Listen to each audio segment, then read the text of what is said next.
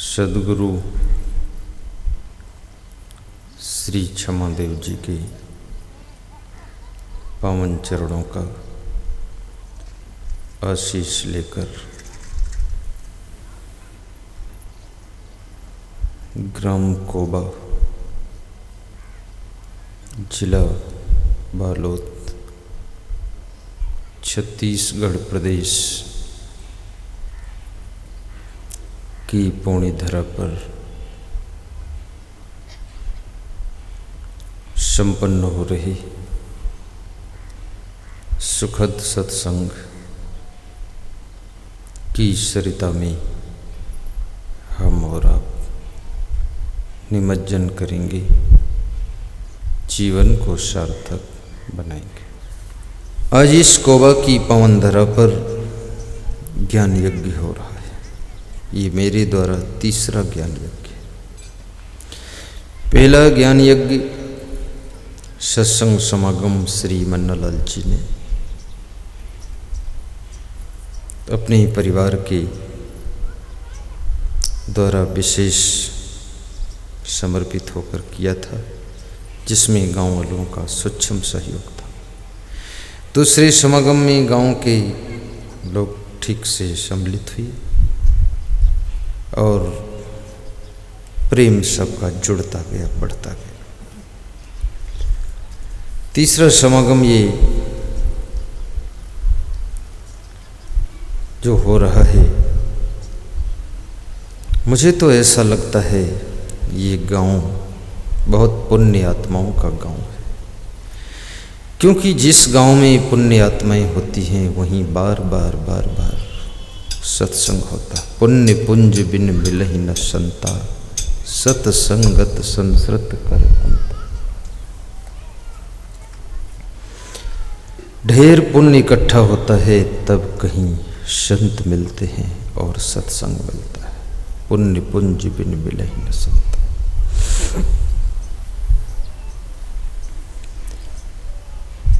तो जिस पावन उद्देश्य को लेकर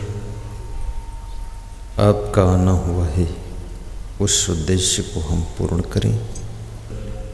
जिंदगी बड़ी नाजुक है, कुछ पता नहीं है किस गली में जीवन की शाम हो जाए।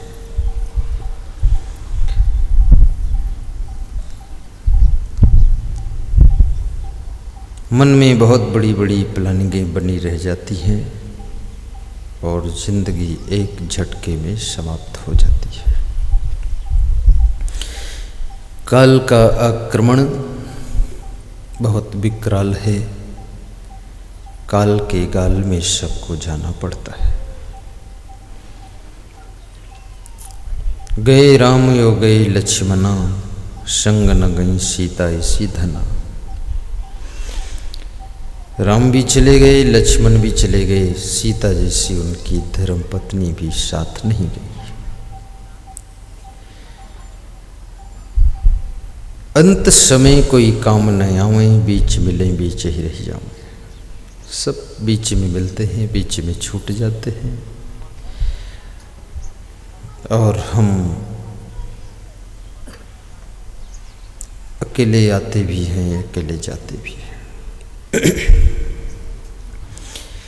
माँ बाप के द्वारा जो शरीर मिलता है, वो शरीर भी हम यहीं छोड़कर चले जाते हैं, उसको साथ नहीं ले जाते।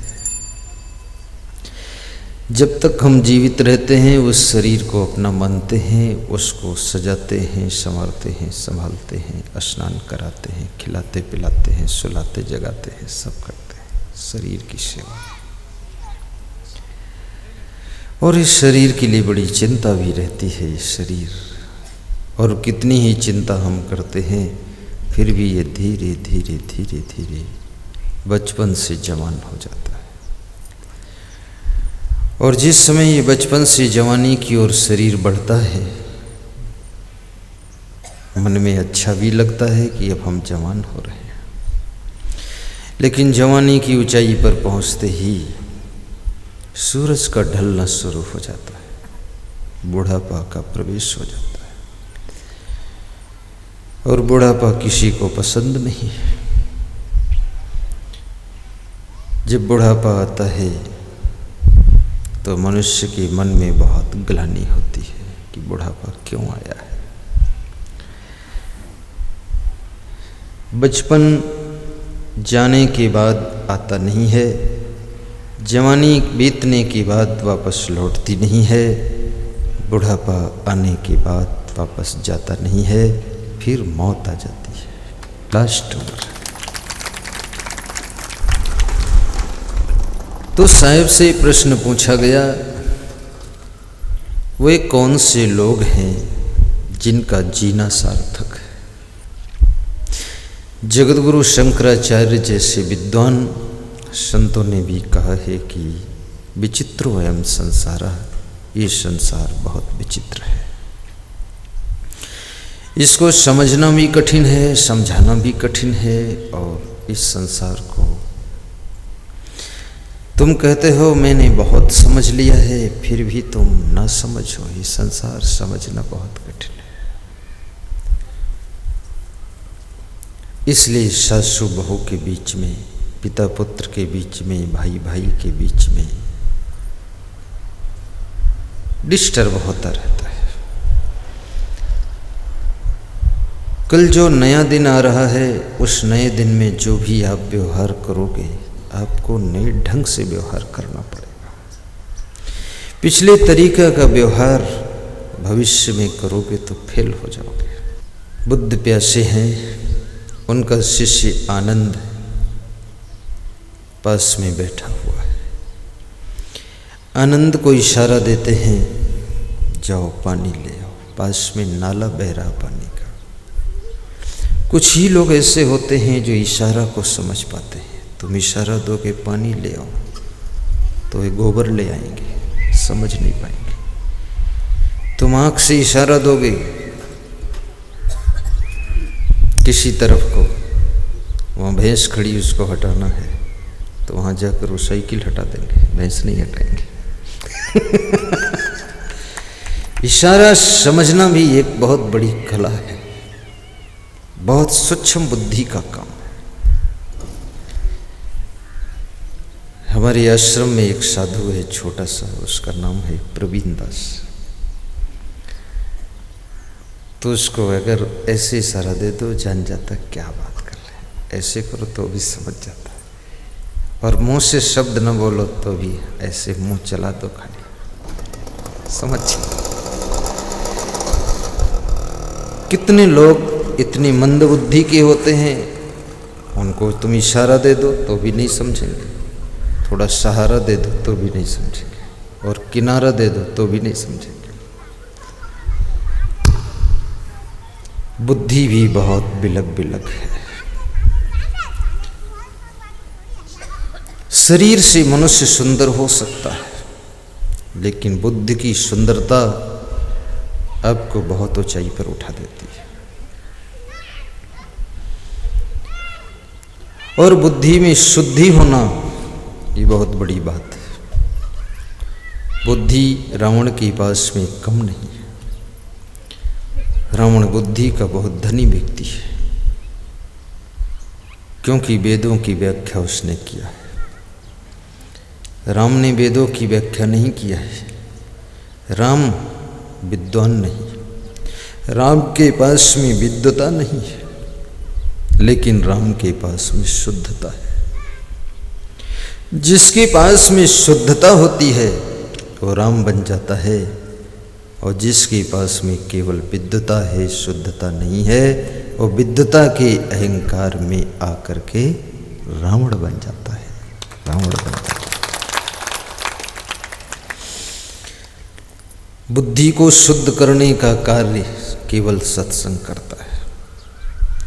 राम को बचपन से वशिष्ठ का सत्संग मिला, विश्वामित्र का सत्संग मिला, वनवास में जाकर वाल्मीकि का सत्संग, त्रिमुनि का सत्संग, भरद्वाज का सत्संग, अनेक ऋषि मुनियों का सत्संग,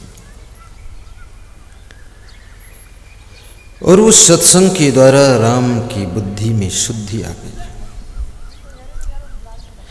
इसलिए जो बहुत बड़े महान पुरुष होते हैं उनको व्याकरण की परवाह नहीं होती है। कबीर को व्याकरण की कोई चिंता नहीं। कबीर कहते हैं व्याकरण के हम बंधन में नहीं है। व्याकरण हमारे पीछे चले तो चले, व्याकरण की मुझे कोई परवाह नहीं है। तो किसी ने पूछा फिर तुमको किसकी परवाह है? तो कबीर साहब ने कहा मुझे सिर्फ आचरण की परवाह है, व्याकरण की परवाह नहीं है। जिसका आचरण ठीक है उसकी व्याकरण ठीक ना हो तो भी कल्याण। इसलिए कबीर का बीजक उठाकर पढ़ो तो उसमें व्याकरण ठीक नहीं है। किसी ने कहा कि कबीर साहब की बीजक व्याकरण से गलत है। तो कबीर का शिष्य कबीरपंथी भी बहुत खिलाड़ी होता है। उसने कहा अगर व्याकरण से कबीर की बीजक गलत है तो जिस व्याकरण को तुम ठीक कहते वो व्याकरण किस व्याकरण से ठीक की गई है? मैं तो कहता हूँ जिस व्याकरण को तुम ठीक मानते वो व्याकरण ही गलत है और कबीर जो बोले वो सब ठीक है।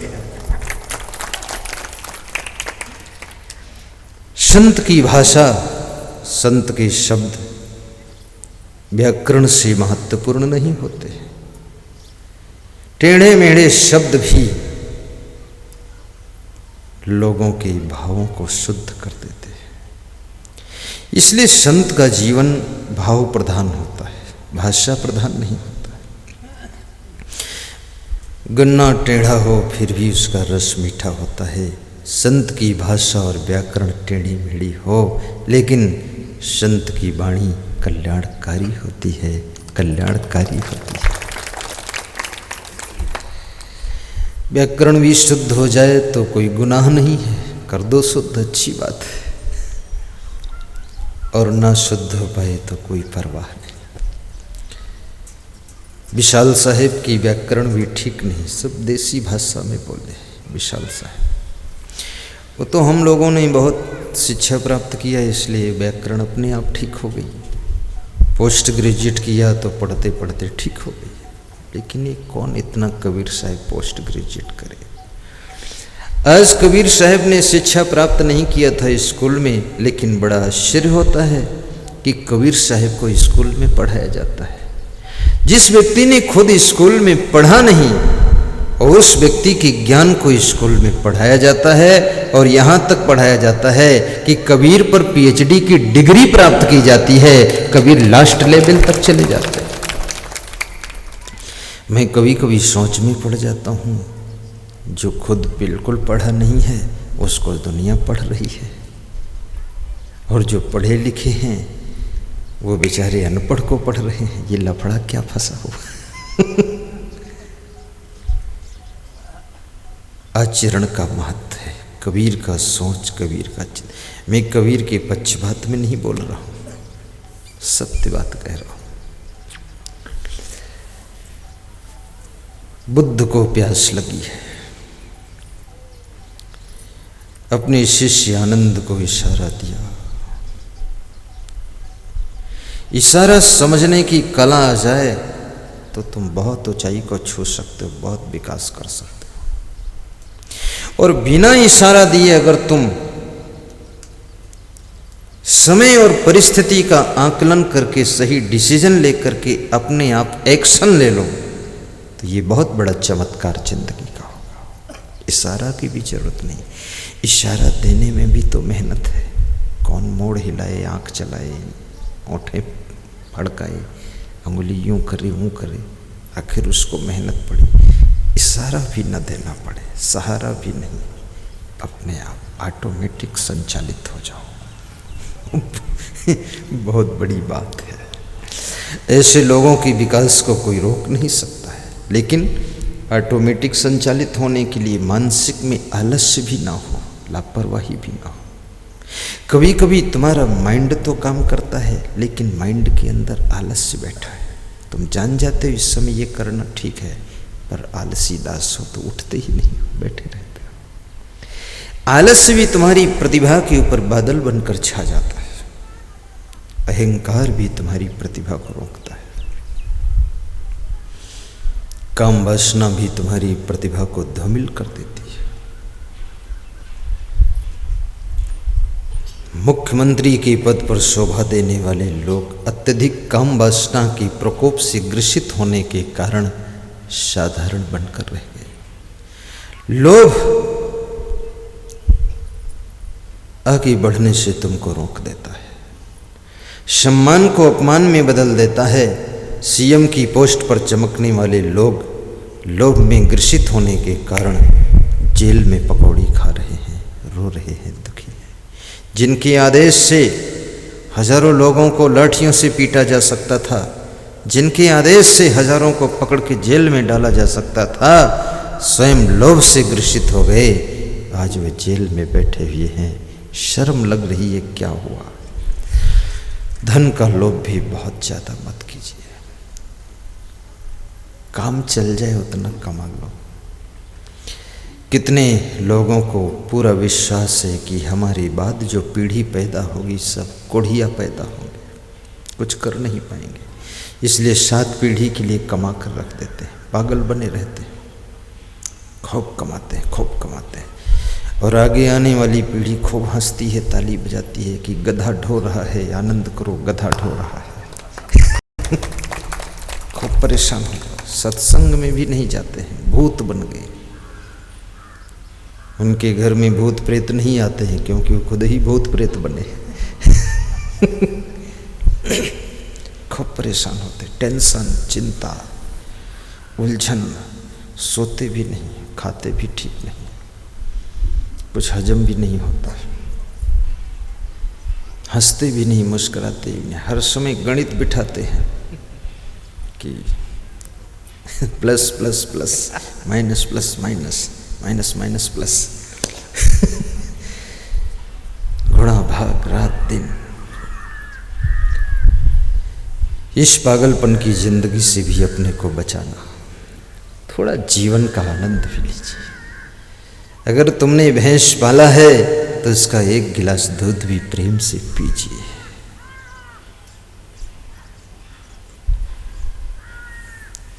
आने वाली पीढ़ी को धन मत दीजिए, उनको संस्कार दीजिए, प्रेम दीजिए, स्नेह दीजिए, गुणवान बनाइए।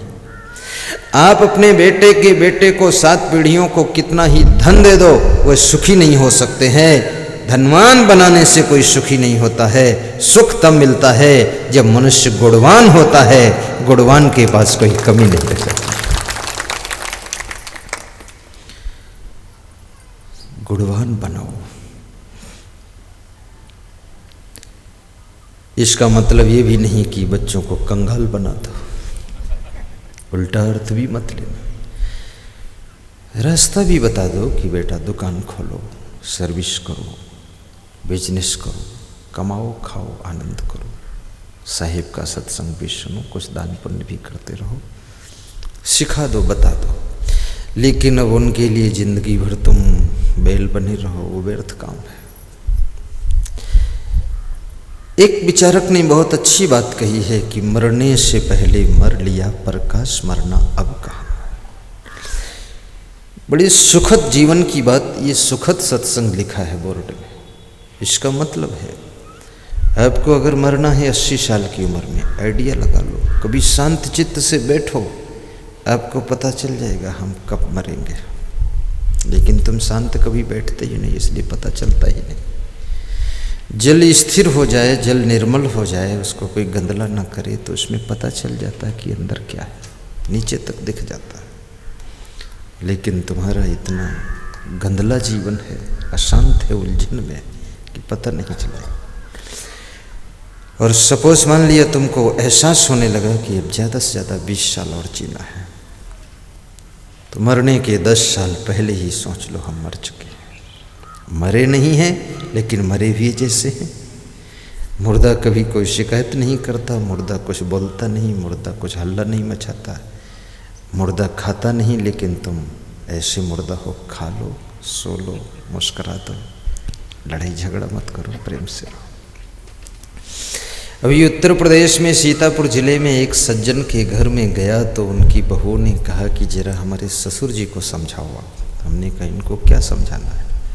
बोले कुछ बोलते ही नहीं, बस कहते हैं मेरी ये बहू अच्छी, वो बहू अच्छी, बेटा अच्छा, पोता अच्छा, और किताब लिए पढ़ते रहते, रामायण पढ़ते हैं, आपकी किताबें पढ़ते हैं, बाकी किसी को कुछ टेंशन नहीं रखते।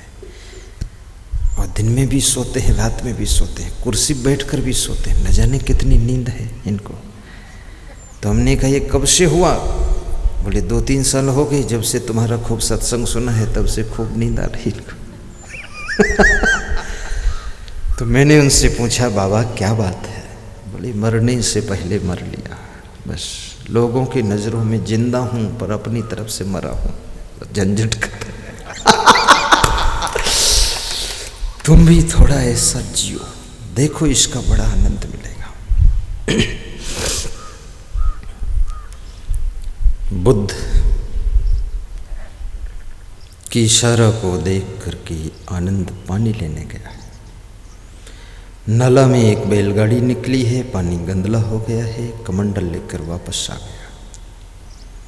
बोला गुरुदेव पानी गंदा है, नहीं ला सकता। बुद्ध ने फिर कहा कि अब जाओ, देखो पानी साफ हो गया। गया, पानी साफ था, भर के ले आया। बुद्ध ने कहा कि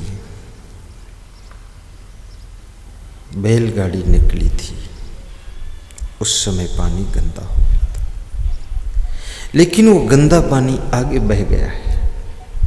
अब ये नाला तुम कहते हो वही है, ये नाला, ये नदी, ये सरिता हर क्षण बदल रहा है। नया पानी आ रहा है, ताज़ा पानी आ रहा है, दूसरा पानी आ रहा है। तुम कहते हो वही गंगा है, नहीं, हर पल गंगा नई होती जा रही है। इसी प्रकार से मनुष्य का जीवन भी गंगा है, जमुना है। तुम कहते हो वही मन्ना लाल जी हैं, तुम कहते हो वही हैं भुवन लाल जी, पर ऐसा नहीं है। हर सेकंड, हर मिनट, हर घंटा, हर रोज आदमी चेंज होता जा रहा, बदलता जा रहा है। इसलिए आदमी को रोज समझकर उसके साथ व्यवहार करो। कल की बात आज लागू मत करो, तब सफलता मिलेगी। कल जो आदमी बहुत कंजूस था, आज दानी भी हो सकता है। आज तक जो बहुत दानी रहा है, कल से चोर बन सकता है, दूसरे का भी चुराएगा। कब किसका मन बदल जाए, नेचर बदल जाए, क्या ठिकाना है।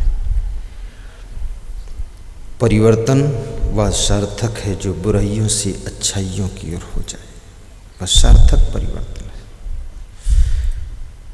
जो मैल से निर्मलता की ओर परिवर्तन हो, रूपांतरण हो, वह सार्थक है। लेकिन वह परिवर्तन जो ऊंचाई से नीचे की ओर आ जाओ, अच्छाइयों से बुराइयों की ओर रूपांतरण तुम्हारा हो जाए, वह परिवर्तन व्यर्थ का परिवर्तन है, वो सार्थक नहीं है, निरर्थक है। परिवर्तन हो तो नीचे से ऊपर उठो, ये परिवर्तन आपके लिए कल्याणकारी है। लेकिन ऊपर से नीचे गिर जाओ, ये परिवर्तन आपके लिए बहुत नुकसानदायक है। कितनी बार लोग साधु बनते हैं, 10-5 साल साधु रहे, उसके बाद फिर घर वापस आते हैं और कहते हैं आश्रम में अच्छा नहीं लगा, साधु संतों में जमा नहीं, और वहाँ ये तकलीफ है, वो तकलीफ है। सीधी बात नहीं बताते हैं कि हमको तकलीफ है, हम विवाह करना चाहते हैं। आश्रम में क्यों दाग लगा रहे हो? दूसरे को क्यों बदनाम कर रहे हो? अपनी तकलीफ बताओ।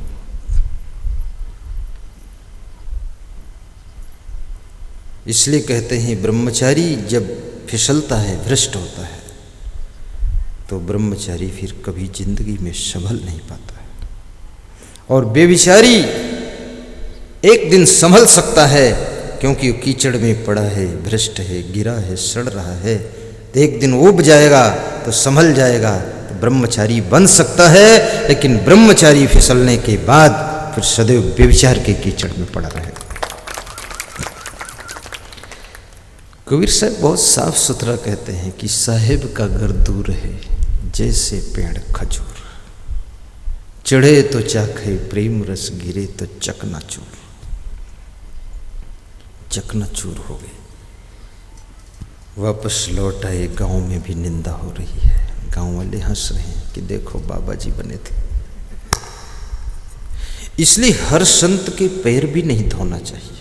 मैं सच बताता हूँ, तुम्हारे घर जो आ जाए ऐसा कपड़ा पहन के, लाओ परात, लाओ पानी, धो लो। अरे देख भी लो, कितने दिन संत रहने वाला है ये संत का अंत कर देगा, कुछ और कर देगा।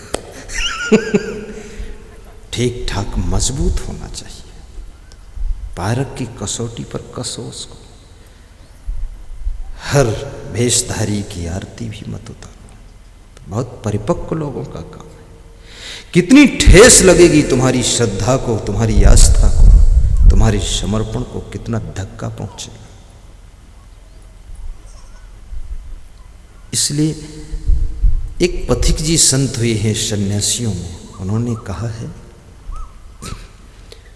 जब तक नहीं होता है पूर्ण त्याग और प्रेम, जब तक नहीं होता है पूर्ण त्याग और प्रेम, तब तक किसी भी सिद्धि का आना नहीं अच्छा, आना नहीं अच्छा। उपदेश गुरुजनों के भुलाना नहीं अच्छा, भुलाना नहीं अच्छा। उपदेश गुरुजनों के भुलाना नहीं अच्छा, भुलाना नहीं अच्छा। घर की जमीन और जायदाद छोड़ करके चले गए, साधु हो गए। मठ में जाकर मारपीट शुरू कर दिया। मठ में शठ बन गए। बनाया मठ और स्वयं बने शठ।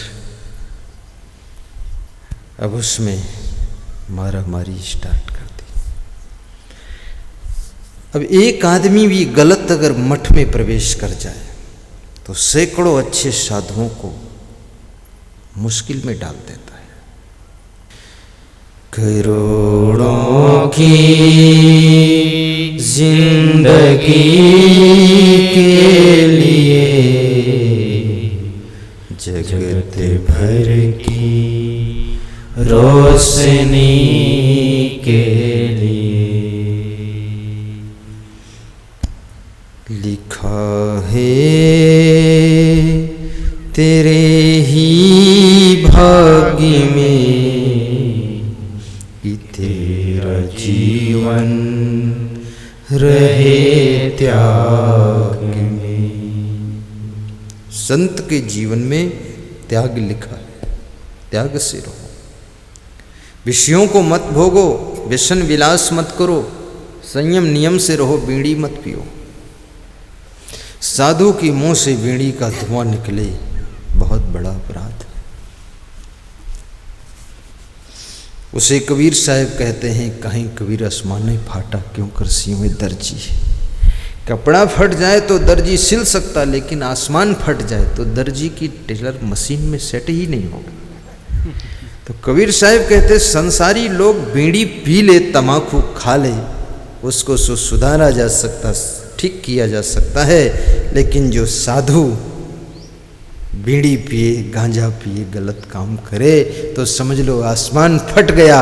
अब उसको सिला नहीं जा सकता, सुधारा नहीं जा सकता। क्या करो? कहीं कबीर आसमाने फाटा क्यों कर सीवे दर्जी। दिल का महिरम कोई न मिलिया, जो मिलिया सो गर्जी। कहीं कबीर आसमाने फाटा क्यों कर सीवे दर्जी। दर्जी टेलर को कहते हैं। टेलर कैसे सिल पाए? आकाश फट जाएगा, धोती फट जाए तो सिल देगा, आकाश फट जाए तो नहीं सिल सकता। संत का जीवन तो आकाश जैसा निर्मल होता है।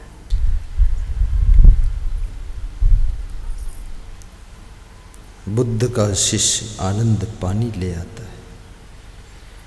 निर्मल जल पी करके बुद्ध तृप्त हो जाते हैं।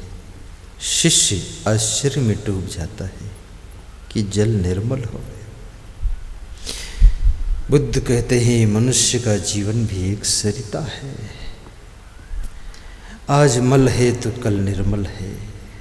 तुम नहीं कह सकते हो आज जो गलत है वो कल भी गलत रहेगा। तुम नहीं सोच सकते हो आज जो बुरा है कल अच्छा होगा कि नहीं। हो सकता है जो रत्नाकर डाकू है वो एक दिन वाल्मीकि ब्रह्म ऋषि बन सकता है।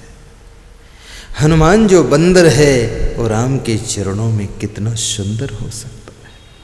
तुम तो सुंदर ही हो, बंदर नहीं हो। तुम्हें तो और सुंदर होने में देर नहीं लगेगी। जब बंदर भी इस ऊंचाई को छू सकता है, पूजनीय बन सकता है, वंदनीय हो सकता है, घर घर में उसके मंदिर बन सकते हैं, फोटो लग सकते हैं, आज इस बंदर का कितना सम्मान है। तो आप तो मानव के रूप में बहुत सुंदर हो। आपको तो बदलने में थोड़ा सा सत्संग मिल जाए, आप महान बन जाए। इस बंदर ने बाजी मारी। हनुमान जी की विनम्रता देखकर मुझे खुशी होती है। जहाँ बैठते हैं बस हाथ जोड़कर घुटने टेक के और मत्था भी टेक देते हैं राम के चरणों में। हनुमान जैसा काम करने वाला कोई ड्रामा दल के भीतर नहीं था जैसा हनुमान जी ने किया है। सुषेण वैद्य को खाट सहित उठा लाना, द्रोणागिर पहाड़ को उठा लाना, लंका में अकेले जाना, राक्षसों से युद्ध करना अकेले, फिर लंका को जला देना, भागकर बच के आ भी जाना, मामूली बात है। अरे तुम कोबा में आ जाओ, भाग के नहीं जा सकते हो, पकड़ के मारेंगे लोग। लंका तो बहुत बड़ी चीज है। फिर बंदर वो माइंडेड भी तो होगा, बुद्धि से सोचता था क्या निर्णय करना। विश्वामित्र के चरणों में राम भगवान बन गए और राम के चरणों में एक बंदर महान बन गया जिसका नाम हनुमान पड़ गया। आज जगत में उसकी पूजा हो रही है, हनुमान जी की। मैं आपको भी कहता हूं कि हनुमान बनो। मान सम्मान अपमान अभिमान का हनन कर दो तो तुम हनुमान बन जाओ। अभिमान की राह ना हो, सम्मान की चाह ना हो, अपमान की आह ना हो। कोई अपमान करे तो घायल मत हो जाओ। सम्मान भी झूठा है, अपमान भी झूठा है, इसके लफड़े में कहाँ तक फंसोगे। जिसका स्वार्थ तुमसे बनेगा तुम्हारा सम्मान कर देगा, जिसका स्वार्थ बिगड़ जाएगा तुमको गाली भी बकेगा। एक नेता कह रहा था कि नेतागिरी करके एक बात तो पता हो गया मुझको। हमने कहा क्या हुआ? बोले कि सम्मान भी मिला, अपमान भी मिला, गालियां भी मिली, माला भी मिले, तिलक भी मिला और खोपड़ी भी फोड़ी गई। बोले गुरुदेव कुछ सार है नहीं इसमें। तो हमने कहा फिर क्यों कर रहे हो, फिर राजनीति क्यों कर रहे हो? बोले बिजनेस का सवाल है, राजनीति की आड़ में हमारा बिजनेस भी बचा है, नहीं उसको चौपट कर दें तो अपना बिजनेस बचा रहा हूँ। अभी एक साधु से मैंने पूछा तुम राजनीति क्यों कर रहे हो, तुम्हें क्या जरूरत, सदुआई करो। बोला सवाल है हमारा इतना बड़ा आश्रम है वो चौपट कर देंगे लोग, तो इसलिए हम भी राजनीति में आ गए। बड़े आश्रम पे बड़े लुटेरे ताव लगा रखे कि निपटाओ इसको। राक्षस केवल लंका में नहीं भारत में भी राक्षस हैं, आश्रम नष्ट कर देंगे। शराब की दुकान नहीं नष्ट करेंगे, आश्रम नष्ट करेंगे। शराब की दुकान खुद खोल के बैठेंगे। और मुझे बड़ा आश्चर्य भी होता है, गली गली में शराब की दुकान हर सरकार, हर गुजरात के अलावा सभी सरकार का काम है पूरे भारत में। चाहे कांग्रेस सरकार हो, चाहे भाजपा हो, चाहे तृणमूल हो, चाहे जो हो, सब शराब की दुकान है। क्यों? आश्रम नहीं खोल रहे हैं। अगर शासन की ओर से जैसे गांव-गांव में पंचायत घर बनता है, स्कूल बनता है, ऐसे हर गांव में कम से कम अध्यात्म का भी एक सेंटर बने, आश्रम बने और सत्संग कंपलसरी हो जाए कि जो महीने में एक सत्संग ज्वाइन नहीं करेगा उसका नाम वोटर लिस्ट से कट जाएगा। बैठ के सुनेगा, खोपड़ी में कुछ तो बदलाव आएगा ही। अब सत्संग कौन सुनता है? जो कपड़ा साफ है वही धोबी घाट पर बार बार धोया जाता है, तुम ही लोग सुनते हो। और जो महान नालायक है वह आते ही नहीं। वो नहीं आते। जो साफ सुथरा कपड़ा वही धोबी के पास आता, धोबी फिर उसको धो के क्रीस कर देता, ले जाओ ठीक है।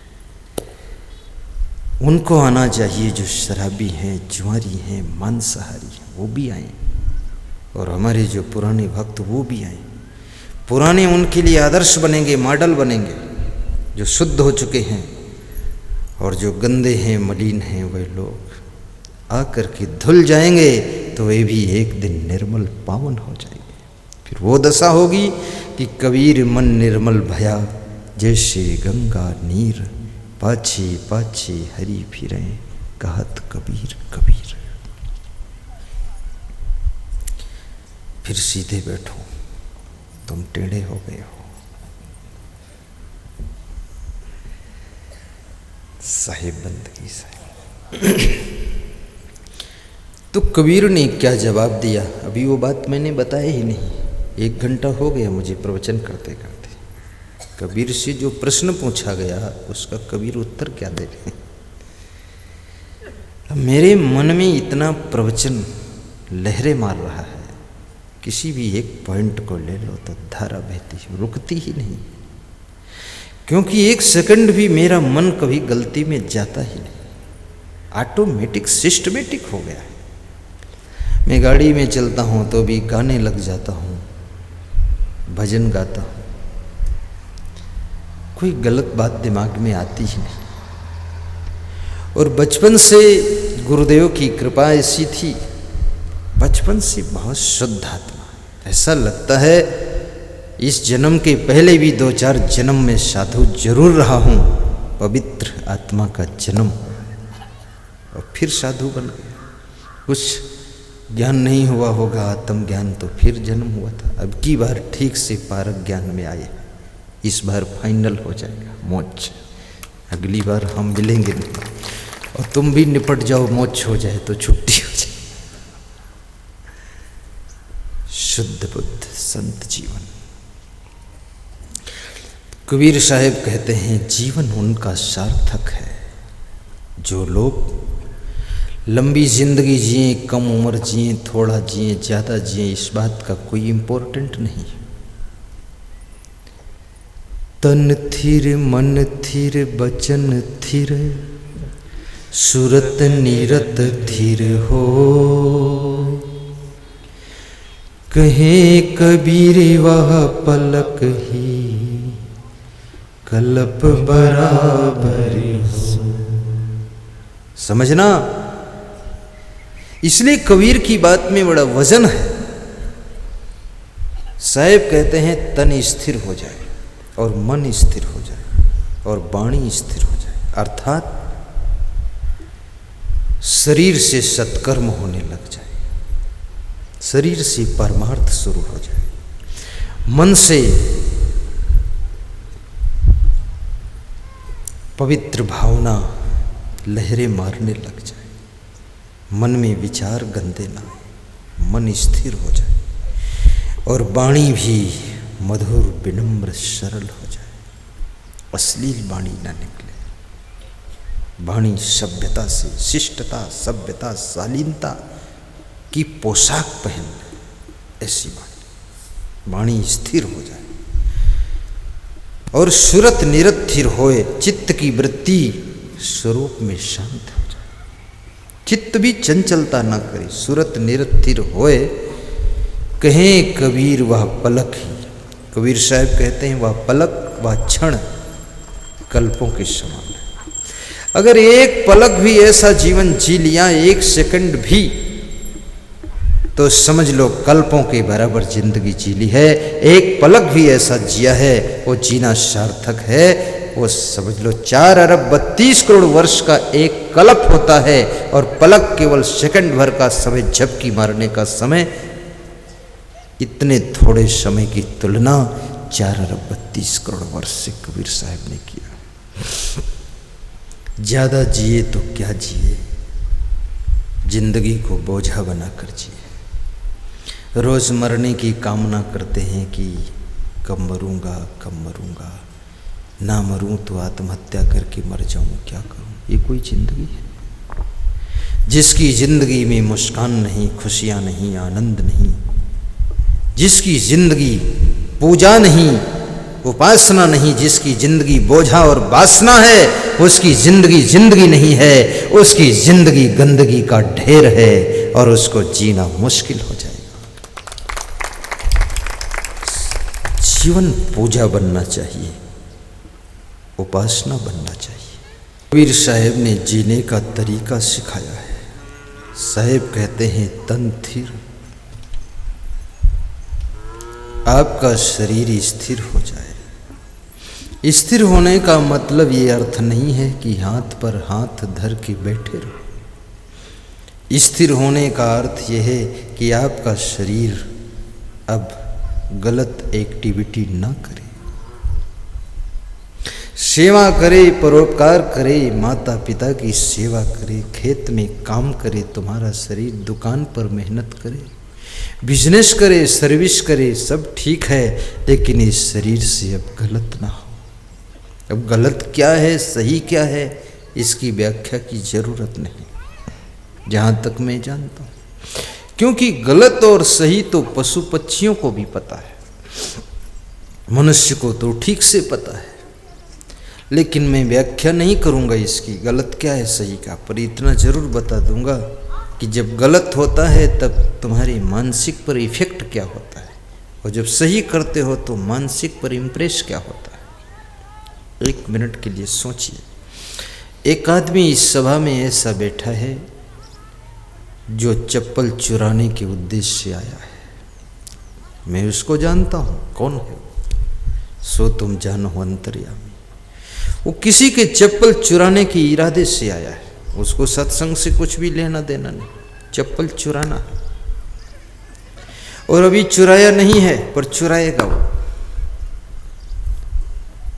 अब ऐसा मैं कह रहा हूँ चप्पल चुराने आया है, चुराएगा, तो सारे लोगों को घबराहट हो गई कि मेरा ही न चुरा ले। सत्य बात है, लेकिन तुम्हारा नहीं चुराएगा, तुम चिंता मत करो। मैं ये उदाहरण दे रहा हूँ, कोई चोर नहीं आया है, मैं अपनी बात अलग से समझा रहा हूँ। यहाँ कोई चप्पल चोर नहीं है। फिर दूसरा एक आदमी आया है, वो यहाँ पर बूंदी का प्रसाद बांटने के उद्देश्य से आया है कि मिश्री किशमिश का प्रसाद यहाँ बांटूंगा मैं, सत्संग खत्म होगा। ये दो आदमी। अब जो व्यक्ति चप्पल चुराने के उद्देश्य से आया है उसके अंदर घबराहट शुरू है। अभी चुराया नहीं है, खाली उद्देश्य है चोरी करूंगा, और घबराहट शुरू है। तो चुराएगा तब क्या होगा, उसके भीतर दिल धड़क जाएगा, दिल में धड़कन बढ़ेगी, डर लगेगा, संकोच लगता है, शर्म लगती है। जिस कार्य को करने में डर लगे, घबराहट लगे, धड़कन बढ़ जाए, तुम्हारा दिल कांपने लग जाए, चुपके से करना पड़े, तो समझ लेना वो गलत है। बस यही परिभाषा है, ज़्यादा लंबा चौड़ा बोलने की जरूरत नहीं। सब खोल खोल के रखे तो क्या फायदा, तुम जानते हो।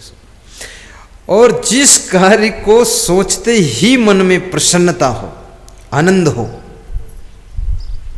अच्छा लगने लग जाए, और जिस कार्य को करते समय भी आप निडर, निर्भय और आनंद में डूबे हों, वो कार्य अच्छा है। बस टूक टूक जवाब है इसका, गलत क्या है, सही क्या है। और ये आपके शरीर के भीतर ऑटोमेटिक सिस्टम लगे हुए हैं, तुम्हारे शरीर में ही नहीं, जानवरों के शरीर में भी लगे सिस्टम। मैं कभी कभी एक उदाहरण देता हूँ, बहुत अच्छा उदाहरण है कि आपका कुत्ता, आप उसको आंगन में बिठा करके रोटी खिलाते हो, तो जिसमें तुम खिलाते हो रोटी तो पूंछ हिलाता है। क्यों पूंछ हिलाता है? वो तुम्हें धन्यवाद दे रहा है पूंछ हिला के।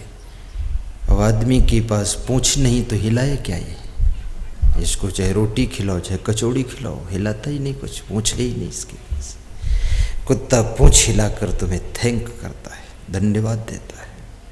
कि धन्य हो प्रभु, आप रोटी खिला रहे हैं। फिर वो कुत्ता कान भी ऊंचे नीचे करता है, आंखें चमकाता है और अपने मुंह को खुश दिखाता है तुमको कि वाह क्या बात, अच्छा और लाओ, मुड़ हिलाता भी है। वही कुत्ता है ये। लेकिन यही कुत्ता जब अपने आप उसी आंगन में रोटी चुराता है, कभी कभी चुराता है, इसका मन बदल गया, चुराता है, तब ये पूंछ नहीं हिलाता है, धन्यवाद नहीं देता, पूंछ को नीचे कर लेता है, सिग्नल नीचे, सिर को नीचे करता है, आंखें इधर उधर देखता, कोई देख तो नहीं रहा है, और झुक करके भागता है जोर से।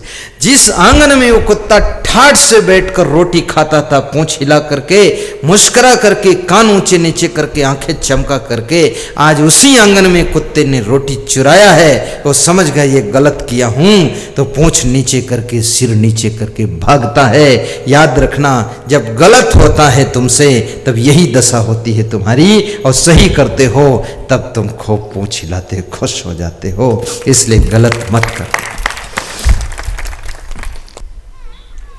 पैसे का भी सदुपयोग हो जाए और आपका काम भी बन जाए।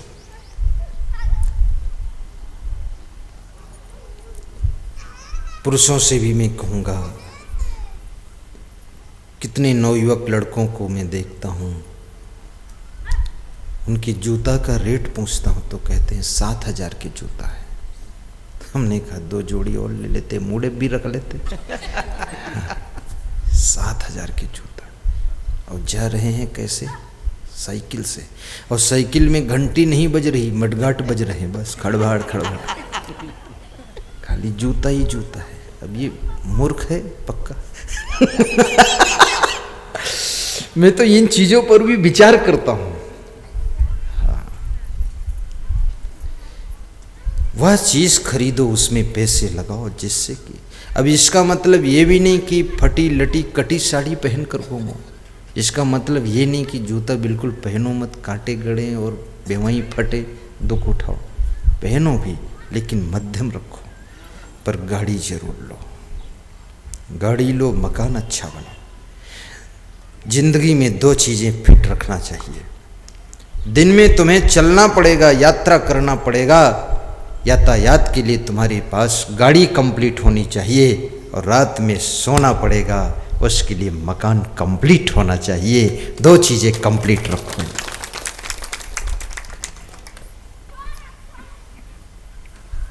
मकान भी बहुत अच्छा बनाओ, उटपटांग मत बनाओ, टेढ़ा मेढ़ा इधर उधर, खोपड़ी में छज्जा लड़ रहा है, कहीं दरवाज़ा खोलो तो खिड़की बंद हो गई, खिड़की खोलो तो दरवाज़ा बंद। ये उल्टा पल्टा मत बनाओ, ठीक ठाक बनाओ। हाँ, दिमाग लड़ाओ उसमें, और माइंड इतना है आपके पास में, जितना खर्च करो उतना ही निकलता चलाएगा। मैं सिविल इंजीनियर का भी नॉलेज है मुझको, ये मकानों के नक्शा बनाना। मैं इंजीनियर को अपने आश्रम पर बुलाता हूँ, दिन भर उसका हमारा कसरत चलता व्यायाम। वो बहुत तंग हो जाता है इंजीनियर, कहता है कि हम तंग हो गए। हमने कहा क्यों तंग हुए? बोले गुरुदेव आपका नक्शा बनाना बहुत कठिन है, क्योंकि आप ऐसा फंसा के बताते हैं कि हमारा दिमाग उलझ जाता है। तो जब फंसाना नहीं है तो बात को निर्माण करोगे तब फंस जाएगा। इसलिए कागज में ही जो फंसे तो फंसे, कलम से कहाँ क्या फंस रहा है। मकान भी सुंदर बनाना, सुविधाजनक बनाना, सुरक्षित बनाना, और गाड़ी ऐसी लो कि जहाँ ब्रेक मारो वहाँ रुक जाए। हमारे यहाँ एक डॉक्टर आते हैं, MBBS डॉक्टर, CMO, वो एक 800 में आते हैं। 800 होती है ना फंटी गाड़ी, उसको हम फंटी बोलते हैं। तो मैंने कहा डॉक्टर साहब वेतन कितना है? बोले 70,000 महीना। तो हमने कहा गाड़ी कितने की? बोले 40,000 की पुरानी। तो हमने कहा डॉक्टर साहब एक बात सोचो, आप बहुत कीमती व्यक्ति हो, हार्ट स्पेशलिस्ट हो, CMO हो, योग्य हो, नर्सिंग होम है आपके पास, आप ऐसी गाड़ी में चलते हो, अगर इससे तो बैलगाड़ी लड़ जाए तो भी आपकी गाड़ी कूच जाएगी, टूट जाएगी। कोई ठीक से मोटरसाइकिल लड़ा दे तो लुढ़क सकती है, इतनी कमज़ोर गाड़ी आपकी। आपके शरीर की सुरक्षा की भी ज़रूरत है डॉक्टर साहब। आप जितना जियोगे लोगों को फायदा है, दवा दोगे। हर डॉक्टर 100 रुपये लेता है, फीस तुम 50 लेते हो क्योंकि हमारे भक्त हो। तो कम से कम आप सुरक्षित गाड़ी में तो चलो, जहाँ ब्रेक लगाओ रुक जाए, थोड़ा बहुत टकरा जाए तो गाड़ी ही टूटे तुम बच जाओ। तो कुछ दिमाग में बैठ गई बात उनकी। तो दोबारा मिले तो एक नई गाड़ी लेकर मिले। तो हमने कहा अब ठीक है कुछ, लेकिन पूरा ठीक नहीं है, बड़ी गाड़ी हो, अच्छी हो। बोले चलो वो भी ले लूँगा। हमने कहा पैसे की कमी है क्या? बोले कमी नहीं है, लेकिन दिल नहीं खर्च करने का है गुरुदेव, क्या करूं? अपने लिए भी खर्च नहीं करना चाहे तो दूसरे तो बात छोड़ो। अब आपसे प्रेम हुआ है तो आपके लिए कुछ कुछ खर्च कर देता हूँ, बाकी इच्छे नहीं होती कि खर्च करो, बस कमा के रख दो सुरक्षित। इतने कंजूस न बनो कि तुम अपने लिए भी कुछ कर न सको। इतने भी कंजूस न बनो कि अध्यात्म के लिए, धर्म के लिए भी एक पैसा खर्च न कर सको। और इतने उड़ाऊ भी न बनो कि शराब के लिए, जुआ के लिए सब बर्बाद कर डालो। वहां पर शराब के लिए खर्च करने का नंबर आए, कंजूस बन जाना, और सत्संग के लिए खर्च करने का नंबर आए तो दिल और देवाला सब खोल देना और खर्च कीजिए। साहिब बंदगी। आपका परिवार सुखी रहे, आप प्रसन्न रहें, ऐसी मेरी शुभकामना है। और जितना जियो अच्छा जियो, तन थीर, मन थीर, बचन थीर, सुरत निरत थीर होए, कहें कबीर वह पलक ही कलब बराबर होए। कृपया सीधे बैठ जाएं, क्योंकि आपको घर भी जाना है। समय पर छोड़ूंगा। घुटनों पर हाथ रख लें, पहली अंगुली अंगूठा जोड़ लें, 3 उंगलियां फैला लें, ध्यान मुद्रा में बैठें, सत्संग विसर्जन का मंत्र बोलें। परस्पर प्रेम से रहना, मांस मछली अंडा नशा शराब से दूर रहना, जीवन भर विद्या का अध्ययन करना, सभी से सीखने की कोशिश करना। अहंकार सीखना नहीं चाहता है, दूसरों को सिखाना चाहता है। विनम्रता सबसे सीखना चाहती है, सीखने वाले भगवान बनते हैं। अहंकारी लोग दुर्योधन और कंस और रावण बनते हैं। इसलिए विनम्र बन करके जिंदगी जीना, उदार बनना, सरल स्वभाव बनाना, अनुशासन प्रिय रहना, नियम का पालन करना और अपने घर को साफ सुथरा रखना, आपका कल्याण होगा। आपके आंगन में कोई महान संत के चरण पड़े, जिसके चरणों की धूल से तुम्हारे मन के ऊपर जो माया की धूल है वो धुल जाए, तुम्हारा मन निर्मल दर्पण हो जाए, ऐसा मेरी शुभकामना है। सर्वे भवन्तु सुखिनः, सर्वे सन्तु निरामया, सर्वे भद्राणि पश्यन्तु, मा कश्चित् दुःखभाग् भवेत्। सुखी बसे संसार सब, दुखिया रहे न कोई, ऐसी मेरी भावना पूर्ण करो प्रभु सोई। शांति शांति शांति। ध्यान में बैठ जाइए 1 मिनट।